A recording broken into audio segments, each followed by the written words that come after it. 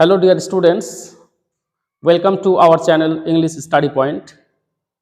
English Study Point এ তোমাদের সকলকে স্বাগত। আশা করছি তোমরা ইতিমধ্যেই অবগত হয়েছো যে আমি সোশ্যাল মিডিয়া মারফত তোমাদের জানিয়েছি যে আমি অতি সত্বর একটি চ্যানেল ক্রিয়েট করে তোমাদের ইংলিশের বিভিন্ন ম্যাটেরিয়ালস কিংবা বোঝানোর জন্য বিভিন্ন ভিডিওস প্রোভাইড করার কথা আমি বলেছি আর কি। সে প্রতিশ্রুতি অনুযায়ী আজকে ফিরে এলাম ভিডিও নিয়ে। এটা তোমাদের দীর্ঘদিনের অনুরোধ ছিল আর কি, যে আমি যেন ইংলিশের উপরে সিন আনসিন গ্রামার রাইটিং বিভিন্ন টপিকের উপরে যাতে করে আমি ভিডিওস তৈরি করি। ব্যস্ততার কারণে সেটা হয়ে ওঠেনি, কিন্তু আজকে সেই সিদ্ধান্ত নিয়েই ফেলেছি আর কি। চলে এসেছি ক্যামেরার সামনে। মেন ভিডিওতে যাওয়ার আগে কয়েকটি কথা আর কি চ্যানেল সম্পর্কিত। গ্রুপের নাম বা চ্যানেলের নাম রেখেছি ইংলিশ স্টাডি পয়েন্ট। এখানে মূলত বিশেষ করে ক্লাস 5 থেকে 12 পর্যন্ত মাদ্রাসা বোর্ড, স্কুল বোর্ড দুটো বোর্ডকেই সমানভাবে গুরুত্ব দিয়ে সিন আনসিন গ্রামার রাইটিং প্রত্যেকটা পার্ট টপিক ওয়াইজ পড়িয়ে তার প্র্যাকটিস করিয়ে এবং এক্সামের সাজেশন বা মাঝে মধ্যে হয়তো নোটস প্রোভাইড করা হবে এই চ্যানেলের মাধ্যমে। অতএব অবশ্যই সাথে থাকবে আর কি এই চ্যানেলের সাথে। যাই হোক, আজকের যেটা আমি প্রথম ভিডিও নিয়ে আসলাম প্রয়োজন মনে করলাম, যদিও সময় খুবই অল্প পরীক্ষার, মাধ্যমিক পরীক্ষার। মাদ্রাসা বোর্ড 1 তারিখ এবং স্কুল বোর্ড 2 তারিখ থেকে। তো প্রথম আমি সাজেশন নিয়ে আসলাম আর কি, মাদ্রাসা বোর্ডের আজকে নিয়ে আসলাম। অনেকে হয়তো প্রশ্ন করবে যে স্কুল বোর্ডের কখন। আশা করছি স্কুল বোর্ডটা আগামীকালকেই আবার আপলোড করব আর কি। তো মাদ্রাসা বোর্ডের সাজেশন নিয়ে অর্থাৎ মাধ্যমিক সাজেশন নিয়ে আজকে উপস্থিত হয়েছি। আমি সিন আনসিন গ্রামার রাইটিং ব্যাপারে কিছু বলবো। এই ভিডিওস আশা করছি শেষ পর্যন্ত দেখলে তোমাদের অনেকটাই সহযোগিতা করবে আর কি, অনেকটা হেল্পফুল হবে। প্রথমে আসি আমরা যে সিনের আর কি। সিন আমরা জানি যে এখানে 20 মার্কসের টোটাল কোয়েশ্চেন হবে। 12 মার্কস হবে প্রোজ থেকে আর 8 মার্কস হবে পোয়েম থেকে। এই প্রোজের মধ্যে থেকে যেগুলো ইম্পর্টেন্ট সেগুলোকে আমি ডাবল স্টার করেছি, দেখতে পাচ্ছ। আর যেগুলো তুলনামূলক একটু কম ইম্পর্টেন্ট সেটাকে আমরা সিঙ্গেল স্টার করেছি। এখানে আমরা একটু বুঝাতে চাইছি আর কি, যে এখানে যেমন দ্য পাসিং অ্যাওয়ে অফ বাপু, এটা মোস্ট ইম্পর্টেন্ট লিস্টে ফেলেছি আমরা। এটা 2020 সালে এসছে মাদ্রাসা বোর্ডের, তারপর আর কিন্তু আসেনি। 21-এ লকডাউন ছিল, 22-এও আসেনি, 23-এও আসেনি। তার মানে 24 সালে একটা প্রমিনেন্ট একটা টপিক বা লেসন বলা যেতে পারে, দ্য পাসিং অ্যাওয়ে অফ বাপু। অতএব এই টপিক ভালোভাবে পড়বে এই লেসনটা। তারপরে হচ্ছে আওয়ার রান অ্যাওয়ে কাইট, এটা আপ টু 17 আমার সমীক্ষা অনুযায়ী 2017 পর্যন্ত আমি এটা কিন্তু আর দেখতে পাইনি যে এসছে। অতএব এই লেসনটাকেও ভালোভাবে দেখবে। পাশাপাশি দেখবে ফাদার্স হেল্প, এটা সিঙ্গেল স্টারে আছে। ডাবল স্টার যেগুলো বেশি দেওয়া আছে আর কি, the passing away of Bapu, hour run away kite, এই দুটোকে বেশি গুরুত্ব দিয়ে পড়বে এবং তারপরে পরে চয়েসে রাখবে ফাদার্স হেল্প। তবে গুরুত্ব প্রদান করা হবে উপরের দুটোকে। উপরে যে দুটো দেখতে পাচ্ছ আর কি, এই দুটোকে বেশি গুরুত্ব প্রদান করবে স্টোরির মধ্যে থেকে। তারপরে আছে আমরা পোয়েম। পোয়েম দেখতে পাচ্ছি এখানে সি ফেভার 2019 সালে এসছে, তারপরে আর আসেনি। 20 সালে আসেনি, 21 সালে লকডাউন, 22 সালে আসেনি, 23 সালেও আসেনি। তার মানে 24 সালে কিন্তু একটা প্রমিনেন্ট একটা লেসন বা পোয়েম হচ্ছে এই সি ফেভার। অতএব সি ফেভারটাকে খুবই ভালোভাবে গুরুত্ব সহকারে পড়বে। এবং তারপরে পরে যেটা গুরুত্ব দেবে সেটা হচ্ছে ফেবেল, 2020 সালে এসছে, তারপরে আসেনি। অতএব এখান থেকে মূলত এই দুটোকে বেশি ফোকাস দেওয়ার চেষ্টা করবে এবং পাশাপাশি এটাকেও ছাড়লে চলবে না আর কি। এটাকে একটু দেখে যাবে মাই ওন ট্রু ফ্যামিলি, 2022 সালে এসছে, 23-এ আসেনি, 24-এ বলা যায় না আর কি যে কি হয়। তবে মূলত আমি যেটা বলতে চাইছি তোমাদের, যে এখানে যেগুলোকে ডাবল স্টার করা আছে আর কি, প্রোজ থেকে the passing away of Bapu, hour run away kite, এই দুটো স্টোরি খুবই ইম্পর্টেন্ট লিস্টে ফেলবে। এই দুটো থেকে আসার সব থেকে বেশি সম্ভাবনা প্রোজ থেকে। এবং পোয়েট্রি থেকে সি ফেভার আর ফেবেল, এই দুটো কবিতা, এই দুটো কবিতার মধ্যে থেকে আসার সম্ভাবনা। তার মানে উপরের দুটো আর এই নিচের দুটো, C favour, fable, the passing away of Bapu, hour run away kite, দুটো গল্প, এই দুটো কবিতা, এই 4টা লেসনকে বেশি রপ্ত করার চেষ্টা করবে। আর পাশাপাশি হিসাবে হাতিয়ার হিসাবে রাখবে ফাদার্স হেল্প আর মাই ওন ট্রু ফ্যামিলি, এটাকেও কিন্তু দেখে যাবে, একদমই অবহেলা করার সুযোগ আবার নেই।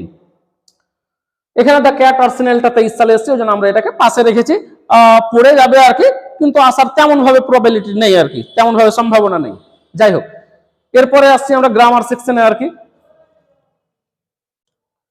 গ্রামার সেকশনে আসছি, সিনটা হলো, আর আনসিনের বিষয়টা ওটা তো মানে বুঝতে পারছো যে আনসিন বলা যায় না যে কি আসবে, এটা তো বলতে পারবো না। তবে আনসিন এটা পুরোপুরি ভাবে প্র্যাকটিস মেথড, এটা বেশি বেশি প্র্যাকটিস করতে হবে তোমাদের, তাহলে প্র্যাকটিস করলে এটা আয়ত্তে আসা সম্ভব। তারপরে হচ্ছে দেখো গ্রামার, এই গ্রামার থেকে আমরা জানি টোটাল 20 মার্কসের কোশ্চেন হয়, টোটাল 20 মার্কস। আমরা এখানে লিখেও দিয়েছি ব্যাপারটাকে পুরো ক্লিয়ার করে। Use correct form of verbs, এখান থেকে থাকবে 3 marks. Articles and prepositions 3 marks. Phrasal verb বা গ্রুপ ভার্ব যেটা বলি, বা প্রিপোজিশনাল ভার্ব বলেও জানি, সেখান থেকে 3 marks. Voice change 1 marks, narration change 1 marks. আর আদার্স, এই আদার্সটা বলা যাবে না কি থেকে, সেটা ট্রান্সফরমেশন হতে পারে, জয়েনিং হতে পারে, স্প্লিটিং হতে পারে, ডাব্লিউএইচ কোশ্চেন হতে পারে, আর ডিগ্রি চেঞ্জ হতে পারে, ইত্যাদি থেকে কোশ্চেন হতে পারে, সেখান থেকে 1 মার্কস হবে। তারপর সিনোনিমস হচ্ছে 8 মার্কস, এটাকে খুবই গুরুত্ব সহকারে দেখতে হবে। সর্বশেষ এটা যদিও এটা মানে কি কোনো সাজেশনের ব্যাপার নেই, এটা তোমাদের সিলেবাস আর কি, সিলেবাসে এটিক আছে। তারপর আমি তোমাকে সাজেশন কেন এটাকে বললাম, একটু গুরুত্ব দেবে যারা শেষ প্রান্তে এসে হয়তো গ্রামার তেমন ভাবে চর্চার মধ্যে আসেনি, বা একটু হয়তো ঝামেলার মধ্যে পড়ে গেছো যে কি করব, কোনটা ছাড়বো, এমনটা যদি হয়, তাহলে তার জন্য আমি যেটা তোমাদের উপদেশ দিতে চাইছি আর কি, যেখানে বিশেষ করে যেগুলো আমি গ্যারান্টি হিসাবে পাচ্ছি, যেমন use correct form of verbs, এখানে 3 মার্কস। আর্টিকেল এন্ড প্রিপোজিশন, এখানে 3 marks. Phrasal verb 3 marks. Voice change 1 marks, narration change 1 marks, আর সিনোনিমস 8 মার্কস।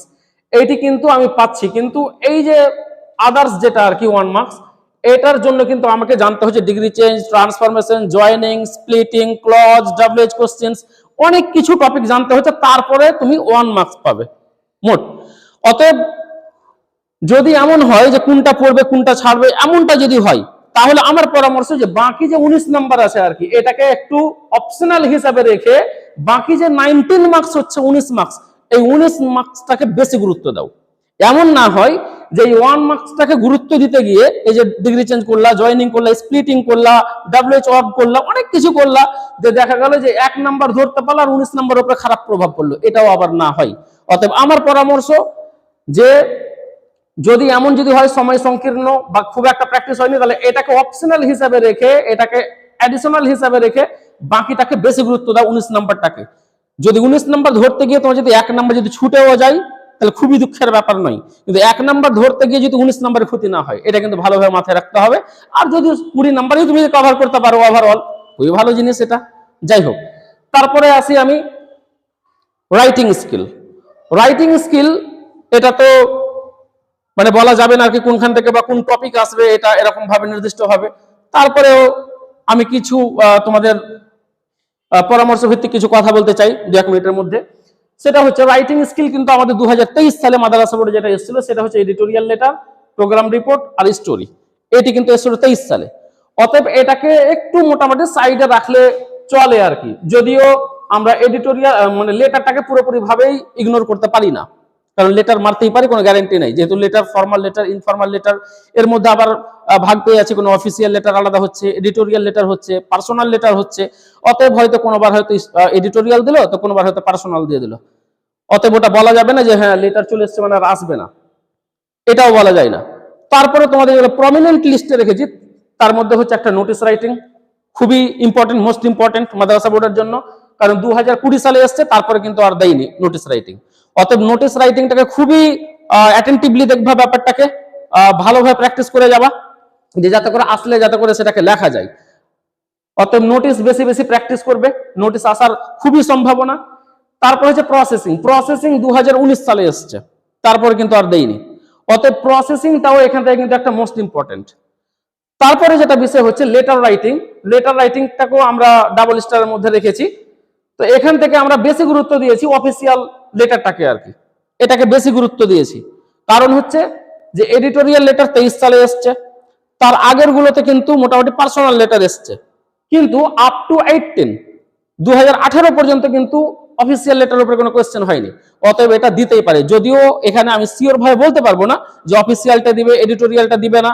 করতে হবে সবগুলোই, এডিটোরিয়ালটাকেও দেখতে হবে, অফিসিয়ালটাও দেখতে হবে, যেগুলো আছে আর কি ফর্মালের মধ্যে, আর পার্সোনাল লেটার যেটা ইনফর্মালের মধ্যে যেটা পড়ছে সেটাকেও দেখতে হবে। তবে একটু গুরুত্ব আরোপ করতে পারো এই অফিসিয়াল লেটারটাকে আর কি, এটা একটা ইম্পর্টেন্ট লিস্টের মধ্যে পড়েছে, যেহেতু এটা দীর্ঘদিন ধরে কোশ্চেন হয়নি।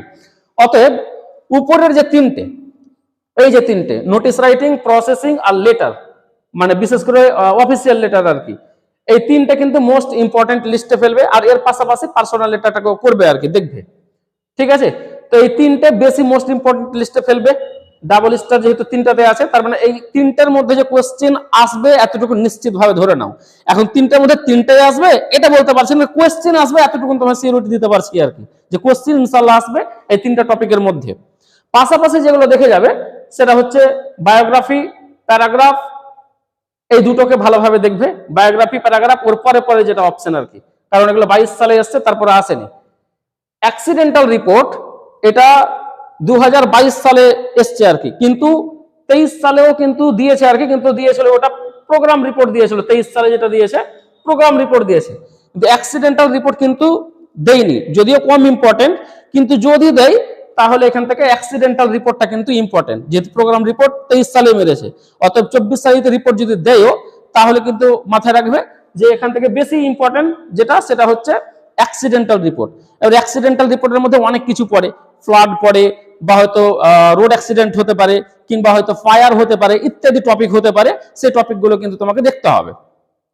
অতএব ওভারঅল যেটা বলতে চাইছি যে সিন থেকে শুরু করে, আমি জাস্ট একটু ফোকাস যেগুলো দিয়ে দিতে চাইছি আর কি হালকা করে, যে সিন থেকে শুরু করে যেগুলো বললাম, যেগুলো বিশেষ করে ডাবল স্টার যেগুলো দেখতে মানে দেখালাম আর কি, the passing away of Bapu R runway kite, এই দুটোকে বেশি গুরুত্ব দেবে।